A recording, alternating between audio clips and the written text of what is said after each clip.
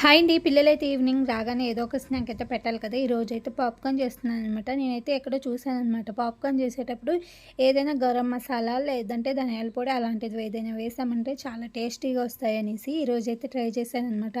చాలా టేస్టీగా అయితే వచ్చాయండి. నిజంగా చాలా బాగున్నాయనమాట. నార్మల్‌గా మనం చేసుకునే వాటికి కొంచెం గరం మసాలా ఏదైనా వేసామంటే చాలా డిఫరెంట్‌గా ఉందనమాట. మనం బయట కొనుక్కొని తింటాం కదా! ఆ టైప్‌లో వచ్చాయనమాట. చాలా టేస్టీగా అనిపించాయి.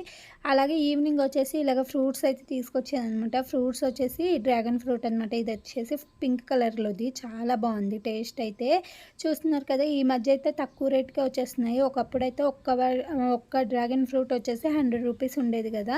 ఇంకా పిల్లలకైతే ఇలాగ ఫ్రూట్స్ అయితే ముందుగా కట్ చేసి పెట్టేసాననమాట. ఇంకా పాప్‌కార్న్ అయితే తర్వాతకి ఇచ్చానండి. ట్యూషన్‌కి కూడా వెళ్ళాల్సింది ఉంది కదా! కొంచెం పాలు అవి పోసేసి రెడీ చేయించేసి ఇంకా ట్యూషన్‌కైతే పంపించేస్తాననమాట. ఈ ఫ్రూట్స్ కూడా చూసారు కదా! వీటి పేరు కామెంట్ చేసేసేయండి.